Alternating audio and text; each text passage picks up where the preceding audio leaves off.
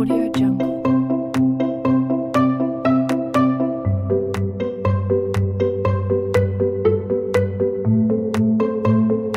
Audio Jungle.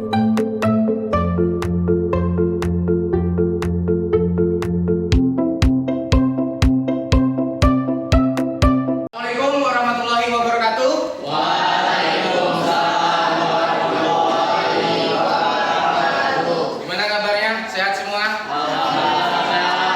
Alhamdulillah, mudah-mudahan sehat dan bahagia semuanya. Pada hari ini kita akan membuat kesepakatan kelas dan saya akan memfasilitasi kalian untuk membuat sebuah kesepakatan kelas. Tujuan kesepakatan kelas ini adalah agar berjalannya proses pembelajaran kalian nanti akan tertib dan nyaman, serta kalian akan merasa aman dan tidak ada masalah sedikit pun. Paham ya? Oke. Di kesepakatan kelas ini silakan kalian menuliskan apa usulan kalian untuk kita sepakati bersama menjadi sebuah kesepakatan kelas. Paham ya?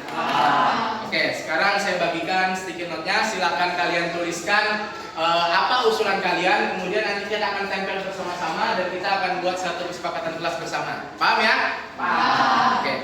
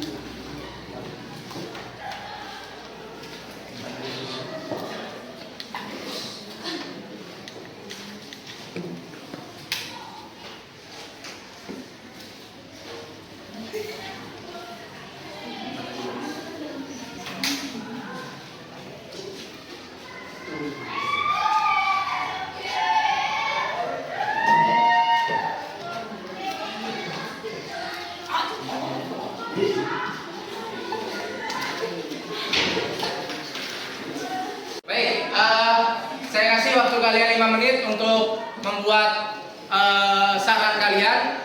Setelah itu baru kita tampilkan bersama. Silakan dikerjakan selama 5 menit. Baik, sudah semuanya? Ya, silakan kalian tempelkan usulan kalian ke karton yang berwarna merah muda di depan. Dari sini aja.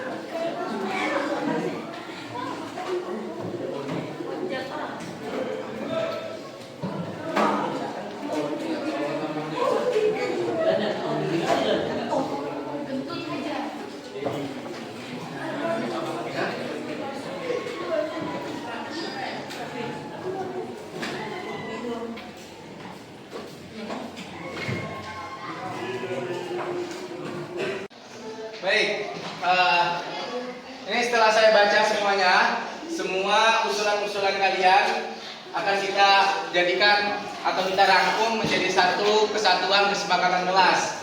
Kalau yang dari pertama tadi banyak sekali mengusulkan tentang penggunaan bahasa Indonesia. Berarti yang pertama menggunakan bahasa Indonesia.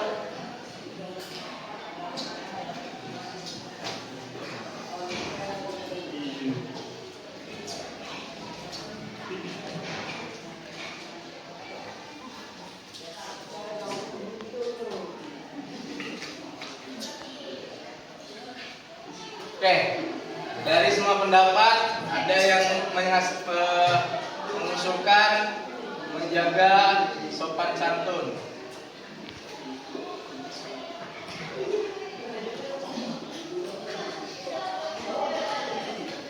Selanjutnya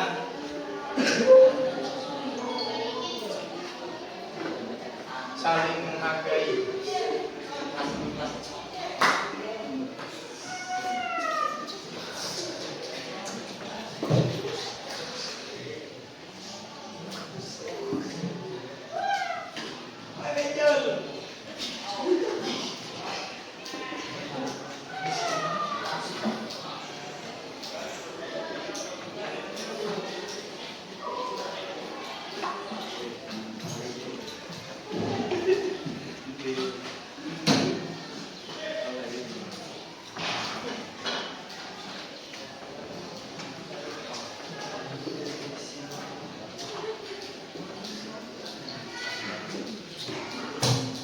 Baik, dari semua usulan kalian, di sini kita sudah merumuskan 5 kesepakatan kelas yang akan kita gunakan di dalam kelas kita. Yang pertama, menggunakan bahasa Indonesia.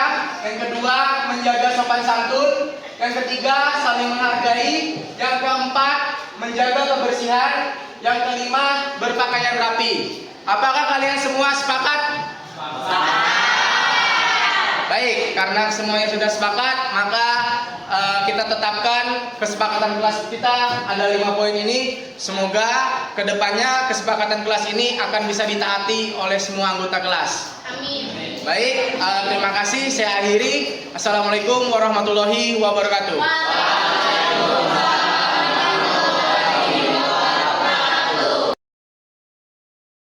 Assalamualaikum warahmatullahi wabarakatuh.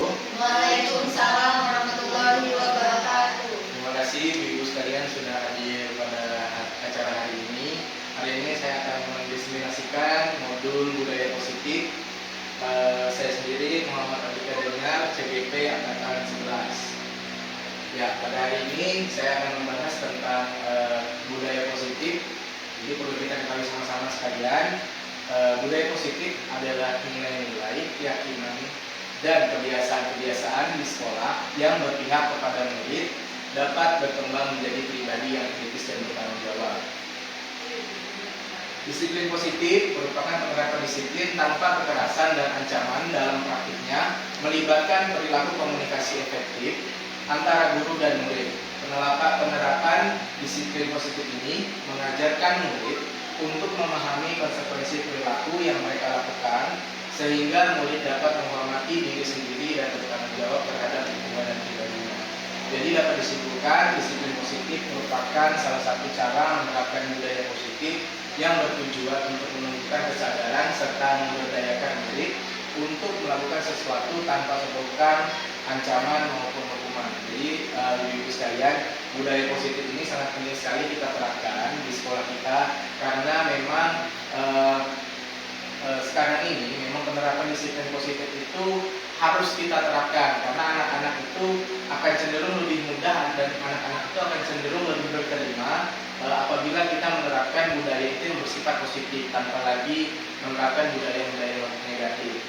Standar kompetensi lulusan yang diharapkan.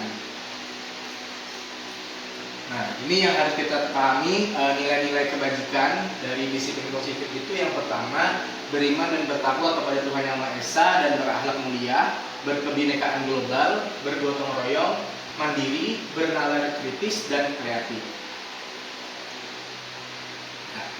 Nah, salah satu cara kita menerapkan budaya positif di dalam kelas, yaitu kita membuat yang namanya keyakinan kelas.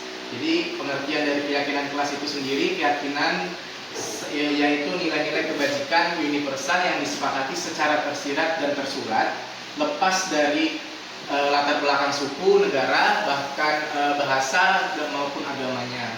Nilai-nilai kebajikan bahwa menekankan pada keyakinan seseorang akan lebih memotivasi seseorang dari dalam. Seseorang akan lebih tergerak dan bersemangat untuk menjalankan keyakinannya daripada hanya sekedar mengikuti serangkaian peraturan tertulis tanpa makna. Jadi yang kita pahami keyakinan kelas ini adalah bagaimana kita membuat satu keyakinan yang berisi dari keyakinan kelas, kemudian ada konsekuensinya. Jadi ini merupakan perubahan atau yang sebelumnya kalau kita itu biasanya peraturan kelas ya Ibu, peraturan kelas kita ubah sekarang ini namanya yaitu keyakinan kelas, yang mana keyakinan kelas ini kita buat bersama-sama dengan murid. Bagaimana keyakinan mereka, kita contohkan misalnya gini, kalau dulu dilarang membuang sampah, tapi kita ubah keyakinan kelasnya, marilah menjaga kebersihan kelas. Nah itu sama-sama kita sepakati, dan apabila itu dilanggar maka ada yang namanya konsekuensi, bukan lagi hukuman ya. Gitu Bapak Ibu. Pertama kita berdiskusi, memunculkan peraturan-peraturan yang perlu ditaati warga kelas, kemudian mengubah peraturan-peraturan menjadi kalimat yang lebih positif. Seperti tadi kalau kita misalnya dilarang membuang sampah, kita ubah menjadi kalimat positif, yaitu buanglah sampah pada tempatnya, gitu. Atau marilah kita menjaga kebersihan. Kemudian menyarikan peraturan-peraturan menjadi nilai-nilai kebajikan atau keyakinan kelas. Selanjutnya berdiskusi mengenai gambaran perilaku yang mencerminkan keyakinan kelas. Selanjutnya berdiskusi mengenai peran seluruh warga kelas. Jadi memang siswa ini kita beri peran mereka agar mereka merasa keyakinan kelas itu memang milik mereka, milik bersama ya. Jadi kita kasih peran kepada seluruh warga. Kemudian meninjau keyakinan kelas dari waktu ke waktu. Jadi peran ibu dan peran kita sebagai guru harus tetap meninjau keyakinan kelas ini dari waktu ke waktu, apakah ini bisa berjalan dengan secara optimal atau tidak. Kelas perlu melakukan tugas. Kemudian kita bisa lihat lagi di catatan hijau, selalu bersikap positif, senantiasa menjadi diri terbaik. Kemudian ini ada di sini ada hormat. Kami meyakini bahwa sangat penting untuk menghormati semua orang dan barang milik orang lain. Jadi ini adalah bentuk-bentuk keyakinan kelas yang bisa kita gunakan atau bisa kita terapkan di dalam kelas kita. Jadi kemudian ini adalah 5 kebutuhan dasar manusia, yang mana 5 kebutuhan dasar manusia ini bisa kita jadikan tolok ukur kebutuhan siswa kita.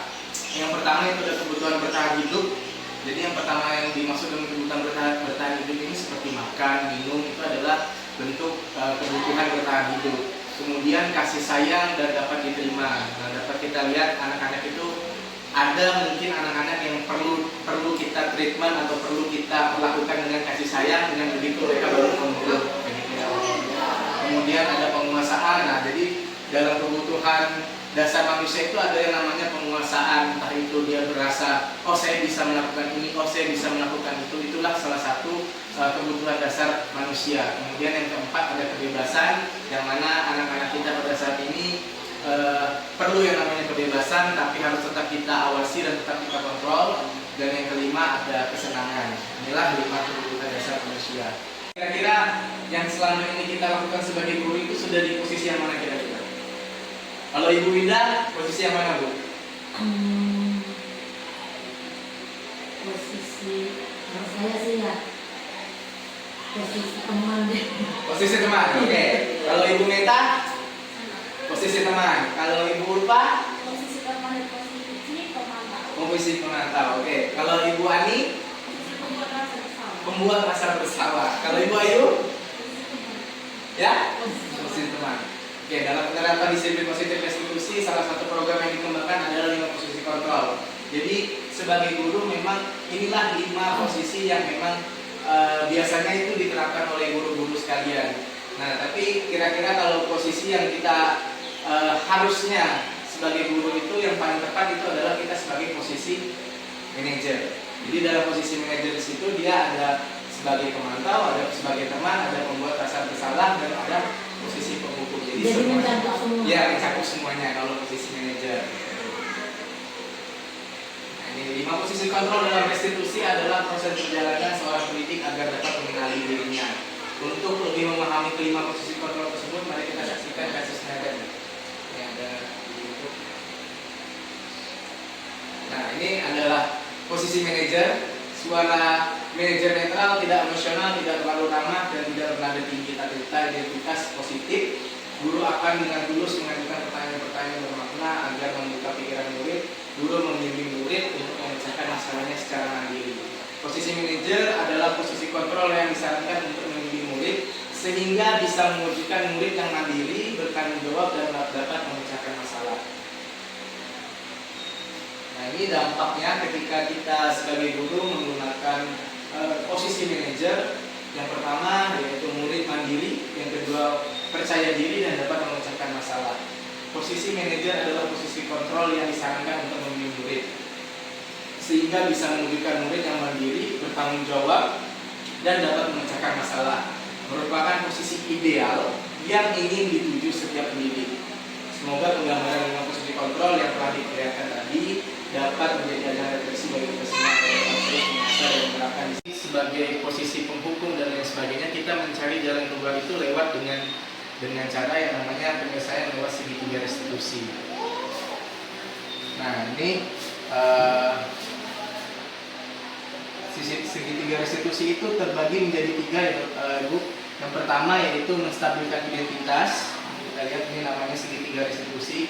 Ada yang pertama menstabilkan identitas, kemudian validasi tindakan yang salah, kemudian menanyakan keyakinan kelas. Bisa kita lihat. Yang pertama menstabilkan identitas. Jadi dari tahapnya itu berdasarkan prinsip membuat kesalahan adalah bagian proses pembelajaran. Berperan menggeser identitas murid dari identitas gagal ke identitas yang sukses. Jangan mengkritik murid yang sedang mengalami identitas gagal. Nah, jadi bentuknya ketika kita melakukan yang namanya menstabilkan identitas, yang pertama kita membuat pertanyaan-pertanyaan. Yang pertama misalnya gini, membuat kesalahan sesuatu yang wajar. Manusia tidak ada yang sempurna, kita bisa memperbaiki masalah ini. Jadi kalau dalam kasusnya itu misalnya nih, ada si A, anaknya ini tidak mengumpulkan tugas. Kita bisa lihat. Nah, dalam posisi ini kita melakukan yang pertama yaitu menstabilkan identitas.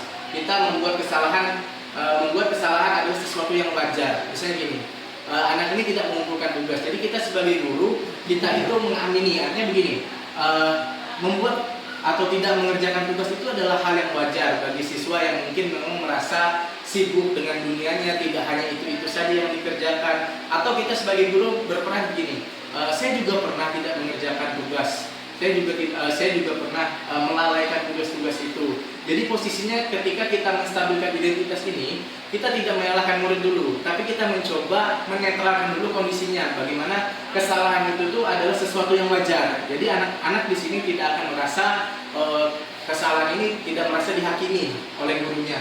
Nah, jadi dalam proses menstabilkan identitas ini, kita ajukan pertanyaan dan kita tanggapi dengan hal demikian. Misalnya kesalahan itu adalah sesuatu yang wajar. Sebagai manusia kita tentunya pasti pernah melakukan kesalahan. Nah, inilah yang dilakukan ketika kita menstabilkan identitas. Mengarahkan anak itu untuk mengetahui apa sih sebenarnya kesalahan dari dia itu, kita bisa ajukan pertanyaan-pertanyaan. Kamu bisa saja bertindak lebih gegabah lagi dari ini. Atau mungkin kamu bukan melakukannya tanpa suatu alasan tertentu. Kamu melakukannya karena mempertahankan sesuatu yang penting bagimu. Yang keempat, mungkin kamu bisa mempelajari suatu perilaku yang baru yang lebih efektif. Bersediakah kamu mempelajarinya? Jadi dalam validasi tindakan yang salah ini, kita pelan-pelan mengarahkan anak untuk melakukan perbaikan dari kesalahan yang dia lakukan sebelumnya. Ini dengan cara mengajukan pertanyaan-pertanyaan seperti ini. Dia akan menemukan solusinya itu sendiri. Kita sebagai guru hanya mengarahkan mereka lalu melalui beberapa posisi kontrol tadi. Nah, ini yang dilakukan dalam segitiga restitusi. Nah, ini kita tanyakan, menanyakan keyakinan. Teori kontrol menyatakan bahwa pada dasarnya kita termotivasi secara intrinsik. Saat perilaku telah divalidasi dan identitas sukses telah stabil, maka murid telah siap mengaitkan keyakinan dengan tindakan yang salah. Nah, jadi dalam proses menanyakan keyakinan ini tadi, kita sudah tahu dulu anaknya tadi berbuat salah. Kemudian kita ingatkan mereka bahwa sifatnya kita ini sebagai guru tidak lagi menghakimi mereka, kita validasi saja kesalahannya, kemudian kita pelan-pelan kita arahkan mereka untuk mencari jalan keluar dari kesalahan yang mereka buat itu tadi dengan menyampaikan waktu yang keras. Dan ini hal-hal yang perlu diperhatikan dalam segitiga restitusi. Yang pertama, perilaku yang salah perlu dikaitkan dengan nilai-nilai atau keyakinan-keyakinan yang telah disepakati atau dituju. Kemudian kesediaan orang yang melakukan kesalahan untuk memperbaiki masalah. Yang ketiga, pemecahan masalah sebisa mungkin relevan atau memiliki hubungan dengan masalah yang ada. Perlu adanya suatu usaha perbaikan dari pihak yang berbuat salah. Perlu didedikasikan waktu dari pihak yang berbuat kesalahan. Tanyakan kapan akan mulai diberlakukan usaha untuk memperbaiki masalah.